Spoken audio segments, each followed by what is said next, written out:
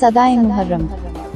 This program is sponsored by Kaji Fida Hussain Foundation,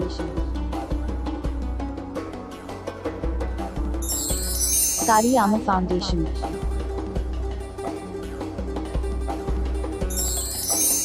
JK Cable, Cosmos Electric, and Decorators. Shameem Akhtar, political and social activist. Juana Fashion, Nadeem Collection,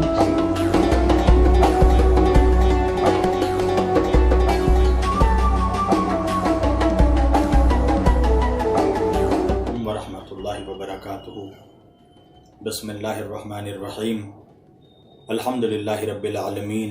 Assalatu wassalamu ala sayyidil anbiya'i wal mursalin wa alihi at-tayyibin at-tahirin wa ashabihil muttaqin wa la'natullahi ala a'da'ihim ajma'in min yawmina hadha ila qiyam yawmiddin.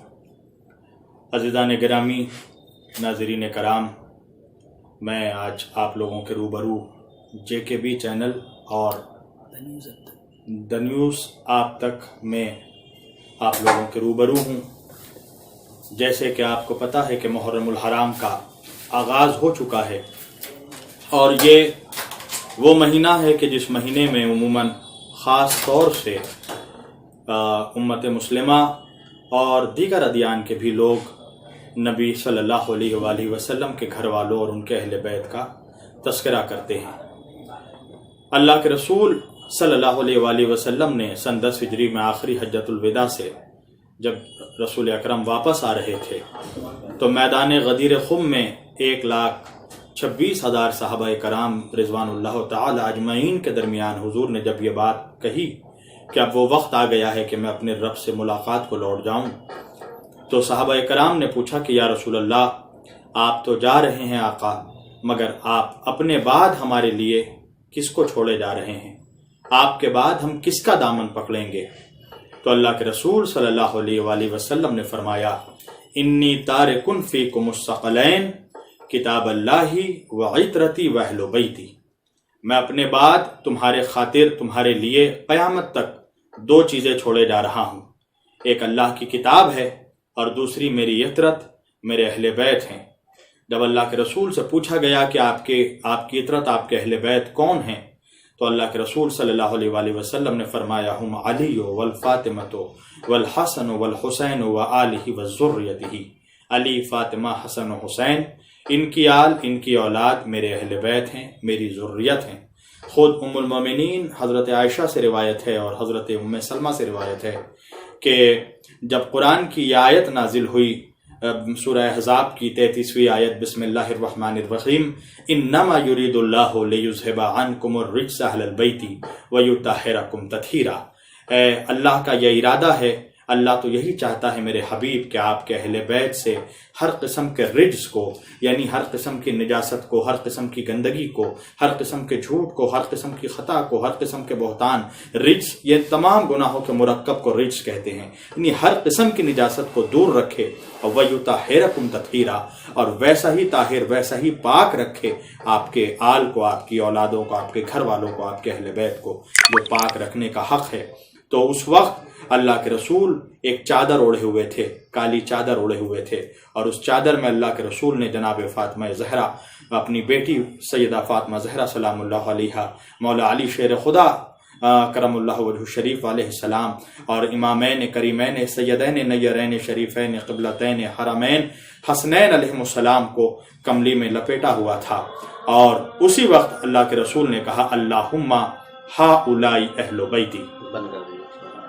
اپنے بعد قرآن، کتاب اللہ اور اہل بیت کو چھوڑ کر چلے گئے، مگر افسوس کا مقام یہ ہے کہ جو یہ اوتھینٹک حدیث ہے اللہ کے رسول کی کہ حضور نے فرمایا، میں اپنے بعد 2 ثقلین کہتے ہیں 2 وزنی چیز، گراں قدر چیز، بھاری چیزوں کو چھوڑ کر جا رہا ہوں، کتاب اللہ و عطرتی و اہل بیتی، میری عطرت، میرے اہل بیت، اور یہ دونوں ایک دوسرے سے کبھی جدا نہیں ہوں گے، یہاں تک کہ یہ دونوں حوض کوثر پر ایک ساتھ آ کر مجھ سے ملاقات کریں گے۔ یہ اوتھینٹک حدیث بیان کرنے کے بجائے ایک ایسی روایت کو گڑھ دیا گیا اور ایک ایسی روایت کئی سالوں کے بعد لکھ دی گئی کہ آج اسی روایت کو ہم حقیقت میں نبی کی وصیت سمجھنے لگے ہیں، جو کہ آج یہ بیانات ہوتے ہیں کہ حضور نے کہا کہ میں کتاب اور سنت چھوڑے جا رہا ہوں، حالانکہ یہ وہ روایت ہے جس کا کوئی راوی ہی نہیں ملا آج تک، کوئی ایک صحابی بھی کا بھی نام نہیں لیا جاتا کہ جس کسی صحابی نے اس کو روایت کیا ہو، اور نہ صحاح ستہ میں یعنی کہ قرآن مجید کے بعد سواد اعظم اہل سنت والجماعت جو ہے وہ 6 جو بڑی کتابوں کو جس میں بخاری، صحیح بخاری، صحیح مسلم، ترمذی، ابن داؤد، ابن ماجہ، یہ جو جتنی کتابیں ہیں صحاح ستہ جو 6 کتابیں ہیں، ان میں کہیں پر بھی یہ حدیث نہیں لکھی گئی، ان میں کہیں پر بھی یہ روایت نہیں لکھی کہ اللہ کے رسول نے کتاب اور سنت حضور چھوڑ کر گئے، بلکہ صحاح ستہ میں بھی اور جتنی بڑی بڑی اکابرین ائمہ و علماء اہل سنت کی جو کتابیں ملتی ہیں سب جگہ یہی حدیث موجود ہے کہ اللہ کے رسول نے فرمایا کہ میں اپنے بعد کتاب اور اہل بیت کو چھوڑے جا رہا ہوں۔ میں آپ کو چند حوالے جات جو ہے دیتا چلوں اس سلسلے میں۔ اسے صحیح مسلم شریف میں فضائل الصحابہ نے امام مسلم نے لکھا، حدیث نمبر 4425، قرآن اور اہل بیت نبی چھوڑ کر گئے، جس کے راوی ہیں حضرت زید ابن ارقم رضی اللہ تعالیٰ عنہ۔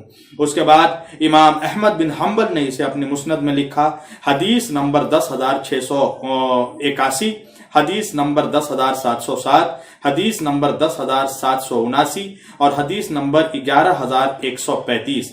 اس کے راوی حضرت ابو سعید خدری رحمۃ اللہ ہیں رضی اللہ تعالیٰ عنہ ہیں، اور اسے حضرت زید ابن ارقم نے بھی حدیث نمبر 18464 میں امام احمد بن حنبل نے لکھا، اور حضرت زید ابن ارقم سے ہی اس حدیث کو حدیث نمبر 18508 میں اپنی مسند میں امام احمد بن حنبل نے لکھا۔ تیسرا حوالہ سنن الترمذی الصحیح، صحیح ترمذی شریف میں امام ترمذی نے بھی اس حدیث کو حدیث نمبر 3718 جس کے راوی ہیں حضرت جابر ابن عبداللہ انصاری رضی اللہ تعالیٰ عنہ، پھر اسی حدیث کو حضرت زید ابن ارقم سے بھی امام مسلم نے روایت کی ہے، حدیث نمبر 3720۔ اس کے علاوہ اس کو سنن الکبریٰ میں امام نسائی نے بھی لکھا، حدیث نمبر 6921، جلد نمبر 5، صفحے نمبر 130، جس کے راوی حضرت محمد بن مثنى ہیں۔ اس کے بعد اسی سنن الکبریٰ میں امام نسائی نے اپنے 5ویں جلد میں بھی صفحے نمبر 51 میں حدیث نمبر 6948 میں اس کو لکھا، پھر اسی جلد 5 میں پیج نمبر 45 میں حدیث نمبر 7235 میں حضرت زید ابن ارقم سے اس کو روایت کی ہے۔ اس کے بعد تخریج نبوی شریف میں حضرت علامہ نصیر الدین البانی، جو کہ آپ یہ سمجھ لیجئے کہ اہل حدیث وہابی فرقے کے بہت بڑے عالم دین ہیں، امام ہیں، انہوں نے لکھا ہے حدیث نمبر 1761، اور انہوں نے اس کو حدیث الصحیح لکھا ہے، اس کے راوی حضرت ابو طفیل رضی اللہ تعالیٰ عنہ ہیں۔ اس کے بعد امام حاکم نشاپوری نے اسے المستدرک الصحیحین میں کتاب الصحابہ میں حدیث نمبر 4576 میں لکھا، جس کے راوی حضرت زید ابن ارقم رضی اللہ تعالیٰ عنہ ہیں۔ اس کے بعد سنن الدارمی میں کتاب فضائل القرآن میں حدیث نمبر 3182 میں اس کو لکھا گیا۔ سنن البہیقی میں امام بہیقی نے جلد 2 صفحے نمبر 148 میں اس کو لکھا۔ سوائق محرقہ میں امام ابن حجر عسقلانی نے لکھا، صفحے نمبر 143، 147، 148 اور 226۔ پھر المطالب العالیہ میں ابن حجر نے اس کو لکھا، صفحے نمبر 65، جلد نمبر 4۔ نہج الایمان میں بھی ابن حجر عسقلانی نے اس حدیث کو لکھا، کتاب اور اہل بیت 206 اور 205 میں صفحے نمبر۔ اس کے بعد اسد الغابہ میں امام ابن اسیر نے اس کو لکھا، جلد 2، حدیث نمبر 1761۔ اس کے بعد جامع الاصول میں امام ابن اسیر نے اس کو لکھا، جلد 2، حدیث نمبر 1761۔ اس کے بعد آپ کے البدایہ والنہایہ میں حافظ ابن کثیر نے، یاد رکھیے کہ حافظ ابن کثیر یہ امام تیمیہ سے ان کو نسبت ہے، حافظ ابن کثیر نے جلد 5 میں اور اپنے جلد 7 میں صفحے نمبر 228 اور 385 میں اس حدیث کو نقل کیا۔ اس کے بعد سیرت النبویہ میں امام ابن اسیر نے اس کو چوتھی جلد میں صفحے نمبر 416 میں اس حدیث کو لکھا. پھر تفسیر ابن کثیر میں حافظ ابن کثیر نے اس کو اپنی تیسری اور چوتھی جلد میں صفحے نمبر 122 میں اور صفحے نمبر 494 میں اس کو لکھا. الطبقات الکبریٰ میں امام ابن سعد نے اس کو جلد 2 حدیث نمبر 194 میں لکھا. تاریخ ابن عساکر میں امام ابن عساکر نے الشافعی نے جلد 5 میں صفحے نمبر 436 میں لکھا. تاریخ مدینۃ الدمشق میں ابن عساکر نے اس کو لکھا. الاحکام میں ابن حزم نے پہلی جلد میں صفحے نمبر 73 میں اس کو لکھا. لسان العرب میں ابن منظور نے چوتھی جلد میں حدیث نمبر 538 میں اس کو لکھا.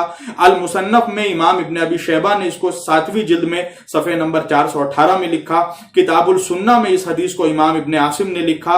حدیث نمبر 1553 1552 1551 1549 1548 1565 1558 1555 اور حدیث نمبر 1554 میں یہ ایک ہی حدیث کو لکھا گیا.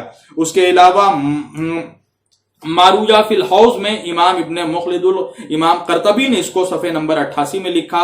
صحیح ابن خزیمہ میں چوتھی جلد میں صفحے نمبر 62 میں اس حدیث کو لکھا گیا. اور اس کے علاوہ اپنی مناقب علی ابن ابی طالب میں امام ابن مغازلی الشافعی نے صفحے حدیث نمبر 284 281 میں اس کو لکھا. صفحے نمبر 236 234 شرح نہج البلاغہ میں امام ابن ابو الحدید معتزلی نے لکھا. مسند ابو یعلا میں نے اس حدیث کو لکھا. کنز العمال میں المتقی الہندی نے اس حدیث کو لکھا. مجمع الزوائد میں اس حدیث کو لکھا. سیار النبلہ میں امام ذہبی نے لکھا. میرات الجنان میں امام یافعی نے لکھا. فتح الکبیر میں امام نبہانی نے لکھا. سبل الہدی میں امام الصالح الشامی نے لکھا. البلادوری نے اس کو انصاب الاشراف میں لکھا. السرخسی نے اس کو اپنے اصول میں لکھا. تفسیر در منصور میں امام جلال الدین سیوطی نے لکھا. تفسیر السالبی میں اس کو لکھا گیا. تفسیر الکبیر میں امام فخر الدین رازی نے اس حدیث کو لکھا.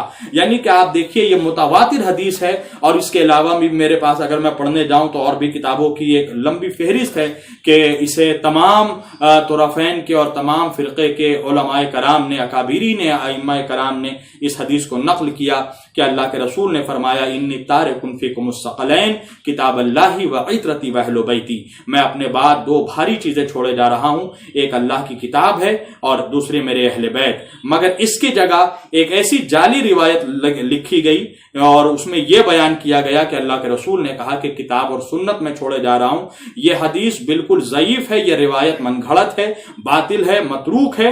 اس لیے کہ پہلی بات تو یہ ہے کہ صحاح ستہ میں بخاری, مسلم, ترمذی, ابن داؤد, ابن ماجہ کسی سنن میں کسی صحیح کتاب میں یہ حدیث نقل نہیں ہے. اس حدیث کا کوئی صحابی راوی نہیں ہے.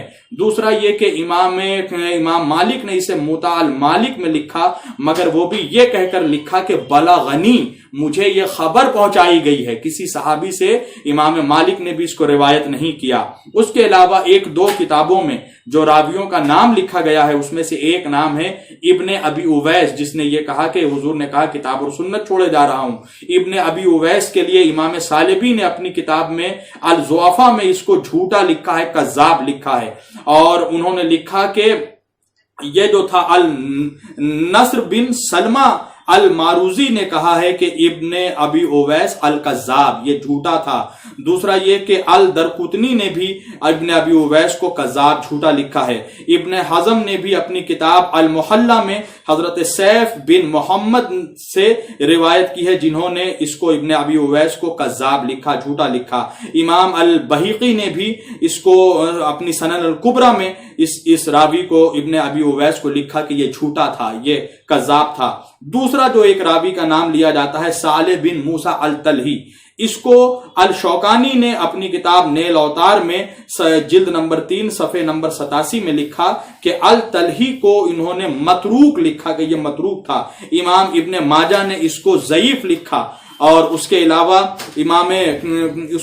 امام بخاری نے بھی اس کو اپنی تاریخ الکبیر میں اس کو جو ہے منکر الحدیث لکھا ہے اس کو. یعنی کہ آپ دیکھیے یہ جو حدیث جو بیان کی جاتی ہے کہ حضور نے کہا کہ کتاب اور سنت چھوڑے جا رہا ہوں، یہ ایک من گھڑت جھوٹی روایت ہے، اس کا کوئی بھی صحابی راوی نہیں ہے، مگر آج یہ چیز ہر کے زبان میں اس لیے آ گئی ہے، جس مسلمان سے آپ پوچھئے وہ کہے گا کتاب اور سنت۔ اس کی وجہ یہ ہے کہ اس کو اتنا زیادہ بیان کیا گیا اہل بیت کے دشمنوں کی طرف سے، خارجی اور نازبی ٹولوں کی طرف سے کتاب اور سنت اتنا زیادہ بیان کیا گیا کہ آج جنرل مسلمان یہ سمجھنے لگا ہے کہ یہی اصل میں حدیث ہے، حضور نے کہا کتاب اور سنت چھوڑے جا رہا ہوں، مگر ایکچول میں رسول صلی اللہ علیہ وآلہ وسلم کی حدیث تمام صحابہ کرام سے اور تواتر سے اور تمام اہل سنت کی کتابوں سے جو حضور صلی اللہ علیہ وآلہ وسلم نے ایکچول اور صحیح حدیث جو فرمائی تھی وہ یہ تھی کہ میں تمہارے درمیان دو بھاری چیز چھوڑے جا رہا ہوں،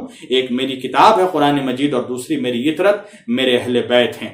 جب اللہ کے رسول صلی اللہ علیہ وآلہ وسلم سے اور نجران کے نصارہ کے درمیان بحث چل رہی تھی، بحث کس بات کی تھی؟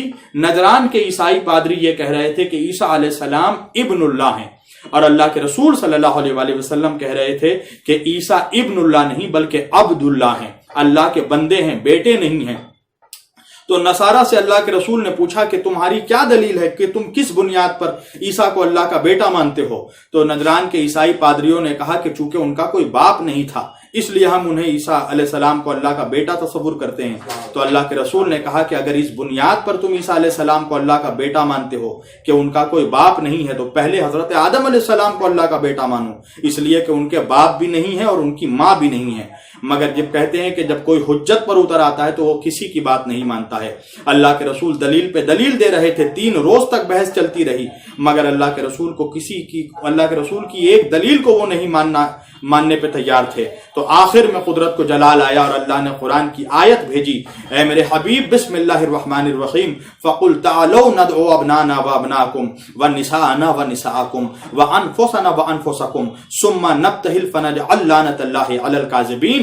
اے میرے حبیب اب بحث بند کر دیجیے، اب آپ ان سے گفتگو مت کیجیے بلکہ ان سے کہیے فَقُلْ تَعَلَوْا نَدْعُوا أَبْنَاءَنَا وَأَبْنَاءَكُمْ، لاؤ تم اپنی اولادوں کو، ہم اپنی اولادوں کو لاتے ہیں، وَنِسَاءَنَا وَنِسَاءَكُمْ، لاؤ تم اپنی عورتوں کو، ہم اپنی عورتوں کو لاتے ہیں، وَأَنفُسَنَا وَأَنفُسَكُمْ، لاؤ تم اپنے نفسوں کو، اپنی جانوں کو، ہم اپنی جانوں کو لاتے ہیں، فَنَجْعَلْ لَعْنَةَ اللَّهِ عَلَى الْكَاذِبِينَ، جو جھوٹا ہوگا اس پہ اللہ کی لعنت ہوگی۔ تو حضرت سعد ابن ابی وقاص رضی اللہ تعالی عنہ، حضرت عائشہ ام المومنین رضی اللہ تعالی عنہ اور دیگر اصحاب کرام نے اس کو روایت کیا ہے کہ جب بات اولادوں کی آئی تو صرف اللہ کے رسول حسن و حسین کو، حسنین کریمین کو لے کر نکلے۔ جب بات عورتوں کی آئی تو اللہ کے رسول کی 12 ازواج مطہرات، جو تاریخ نے لکھا ہے کہ 12 بیویاں ام المومنین موجود تھیں، مگر کسی بیوی کو لے کر نہیں گئے۔ آیت میں یہ جملہ نہیں تھا کہ لاؤ تم اپنی بیٹیوں کو، ہم اپنی بیٹیوں کو لاتے ہیں، لاؤ تم اپنی ماؤں کو، ہم اپنی ماؤں کو لاتے ہیں، لاؤ تم اپنی بیویوں کو، ہم اپنی بیویوں کو لاتے ہیں۔ نہیں، آیت میں عورتوں کا ذکر تھا، عورت میں ماں بھی آ گئی، عورت میں بیٹی بھی آ گئی، عورت میں بیوی بھی آ گئی، عورت میں بہن بھی آ گئی، اور پلس جمع کا صیغہ ہے، یہ نہ صیغہ واحد ہے نہ تثنیہ کا صیغہ، جمع کا صیغہ، یعنی اجازت تھی، اگر حضور چاہتے تو کئی عورتوں کو لے کر جا سکتے تھے، مگر جب بات عورتوں کی آئی تو فقط اپنی بیٹی سیدہ فاطمہ زہرا سلام اللہ علیہا کو لیا، اور جب بات جانوں کی آئی، نفوس کی آئی، تو صرف مولا علی شیر خدا کو لے کر نکلے۔ ان 4 لوگوں کو، علی، فاطمہ، حسن و حسین کو لے کر نکلے، اور حضرت سعد بن ابی وقاص فرماتے ہیں کہ ایک چادر میں لپیٹ کر مباہلے کے قریب جب حضور لے جا رہے تھے تو چادر میں لپیٹ کر ان 4 کو حضور نے آسمان کی طرف دیکھ کر کہا، اللہم ہؤلاء اہل بیتی، اے پروردگار تو گواہ ہو جا کہ یہ میرے اہل بیت ہیں، یہ میرے گھر والے ہیں۔ تو اللہ کے رسول ان 2 چیزوں کو چھوڑ کر گئے تھے۔ اللہ کے رسول کے لیے جب مصر سے کچھ لوگ تحفے لے کر آئے تھے کہ آپ نے بہت محنت کی ہے دین پہنچانے میں، شریعت پہنچانے میں، تو ہم آپ کو کوئی اجرت دینا چاہتے ہیں، آپ کی محنتوں کا اجر دینا چاہتے ہیں، تو ہم سونے چاندی اور یہ ریشمی لباس آپ کے لیے لے کر آئے ہیں۔ تو فوراً قرآن کی آیت آ گئی، اللہ نے کہا، سورہ شعراء کی آیت ہے، اللہ نے حکم بھیجا کہ میرے حبیب ان سے کہو، قُلْ لَا أَسْأَلُكُمْ عَلَيْهِ أَجْرًا إِلَّا الْمَوَدَّةَ فِي الْقُرْبَى، اگر یہ ہمیں کوئی اجرت دینا چاہتے ہیں تو ان سے کہو کہ یہ ہمارے قرابت داروں سے، یا تمہارے اہل بیت سے، تمہارے گھر والوں سے محبت کریں، مودت کریں۔ مودت کہتے ہیں ایکسٹریم لیول کی محبت کو، یعنی محبت کا جو سب سے اونچا درجہ ہوتا ہے اسے مودت کہتے ہیں۔ مثلا مودت کس کو کہتے ہیں؟ اگر میرے اوپر حملہ ہوا اور کوئی میرا چاہنے والا ہے مگر وہ مجھے چھوڑ کر بھاگ گیا، اس کا یہ مطلب نہیں ہے کہ وہ میرا دشمن ہے، نہیں، مجھ سے محبت کرتا ہے مگر مجھ سے زیادہ اپنی زندگی سے محبت کرتا ہے، اور اگر وہ میرے لیے اپنی جان کی بازی لگا دے اسے کہتے ہیں مودت۔ مودت میں محبوب کی جان اپنی جان سے زیادہ قیمتی ہو جاتی ہے، یعنی اللہ کے رسول نے کہا کہ میرے گھر والوں سے، علی فاطمہ حسنین کریمین سے محبت تو کرو میری اولادوں سے، مگر ایسی محبت کرو کہ اپنی جان، اپنی اولادوں اور اپنی زندگی سے زیادہ محبت کرو، یہ میری اجرت ہے۔ آپ سوچئے بغیر اجرت کے تو کچھ قبول ہی نہیں ہو سکتا۔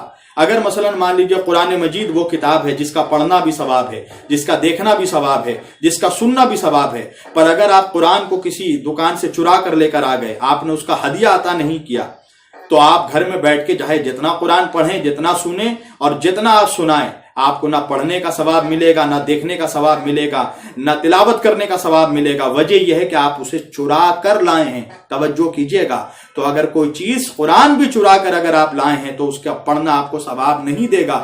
تو یاد رکھنا مسلمانوں کہ آپ جو یہ نماز پڑھ رہے ہیں، روزہ رکھ رہے ہیں، حج کر رہے ہیں، زکوٰۃ دے رہے ہیں، کلمہ پڑھ رہے ہیں، قرآن کے مطابق ان سبوں کی اجرت ہے نبی کے گھر والوں سے محبت، علی فاطمہ حسن و حسین سے محبت۔ اگر آپ کروڑوں رکعت نماز بھی لے کر محشر کے میدان میں کھڑے رہے اور آپ کے دل میں اہل بیت کی محبت نہیں رہی تو اللہ ایسی نماز آپ کو منہ پر مار دے گا، کیونکہ آپ نے نماز تو لے لیا مگر نماز کی اجرت نبی کو نہیں دی، آپ نے روزہ تو لے لیا مگر روزے کی اجرت نبی کو نہیں دی، آپ نے حج تو کیا مگر نبی نے جو آپ تک حج پہنچایا اس کی اجرت تھی اہل بیت کی محبت۔ یہی وجہ ہے کہ نماز وہ عبادت ہے کہ جس کے لیے رسول اللہ نے فرمایا کہ فَإِن قُبِلَتْ قُبِلَ مَا سَوَاهَا فَإِن رُدَّتْ رُدَّ مَا سَوَاهَا۔ نماز قبول تو ہر عمل قبول، نماز رد تو ہر عمل رد، مگر آپ مجھے یہ بتائیں کہ ہر عمل کو نماز قبول کرواتی ہے، وہ کون سا عمل ہے کہ جو نماز کو قبول کروائے گی؟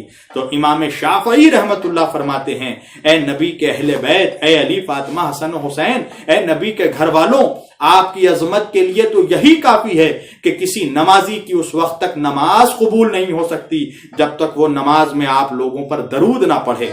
نماز میں پھر صرف اللہ کے رسول پر درود نہیں ہے، اللہم صلی علی محمد وعلی آل محمد کما صلیت علی ابراہیم وعلی آل ابراہیم انک حمید مجید۔ نبی پہ صرف نبی پہ درود پڑھنے سے نماز میں کام نہیں چلے گا، نبی کی اولادوں پر بھی درود پڑھنا پڑے گا۔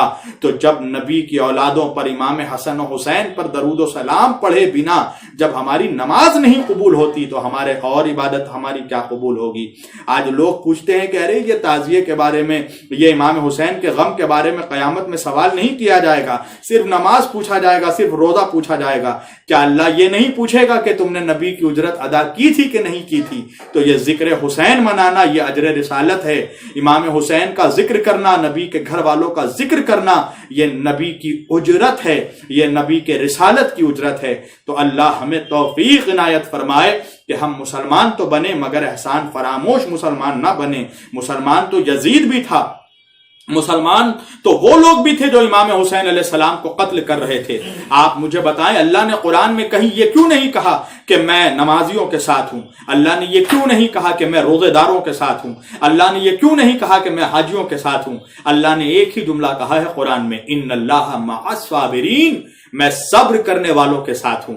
اللہ نے یہ نہیں کہا کہ میں سجدہ کرنے والوں کے ساتھ ہوں، میں نماز پڑھنے والوں کے ساتھ ہوں، حالانکہ نماز سب سے بڑی عبادت، مگر ہوتا کیا؟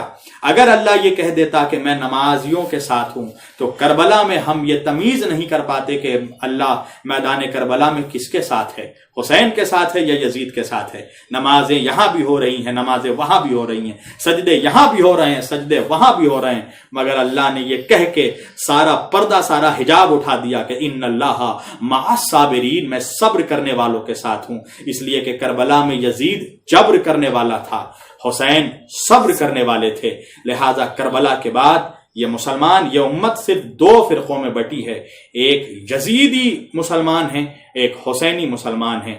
لہذا وہ مسلمان جو داعش، القاعدہ، لشکر طیبہ کے نام پر बच्चों की गर्दनें काटता हुआ नजर आए, आप समझ जाएं उनका शजरा उसी यजीद से मिलता है कि जिसने करबला में नबी के बच्चों को ज़बह कर दिया था।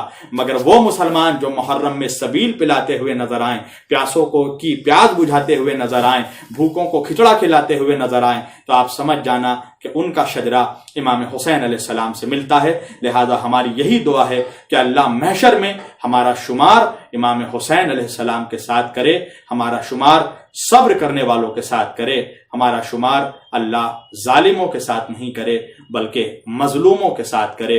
वसयअलमुल लज़ीना ज़लमू अय्यमुनक़लिबीन यनक़लिबून अला लअनतुल्लाहि अला क़ौमिज़ ज़ालिमीन व आखिरु दअवाना अनिल हम्दुलिल्लाहि रब्बिल आलमीन।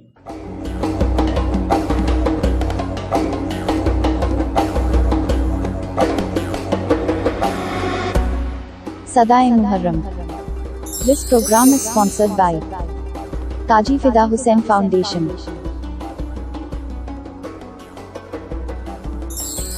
Kari Amma Foundation,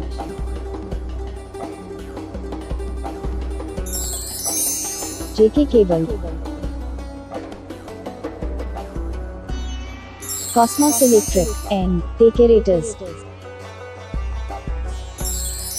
Shamim Akhtar, political and social activist,